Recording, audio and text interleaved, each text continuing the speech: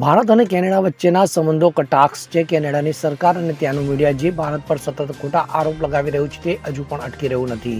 Justin ટ્રુડોના Canadian મીડિયાએ Bharat સરકાર વિરુદ્ધ એક નવું ષડયંત્ર રચ્યું છે. તો કેનેડાના એક અખબારમાં બુધવારે પ્રકાશિત થયેલા અહેવાલને ભારત સરકારે સંપૂર્ણપણે ફગાવી દીધો છે. તો આ રિપોર્ટમાં આરોપ લગાવવામાં આવ્યો છે કે ભારતના વડાપ્રધાન નરેન્દ્ર મોદી ખાલિસ્તાની આતંકવાદી હરદીપસિંહ નિજ્જરની હત્યાના કાવતરા વિશે જાણતા હતા.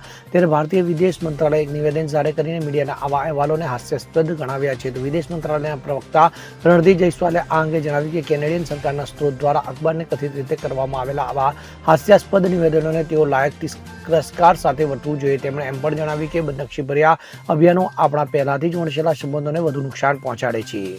Bureau report CN24 news. હવે જુઓ દેશ દુનિયાની તમામ ખબરો તમારી આંગળીના ટેરવે. ઉઠાવો મોબાઈલ અને Google Play Store પરથી ડાઉનલોડ કરો અમારી CN24 ન્યૂઝ મોબાઈલ એપ.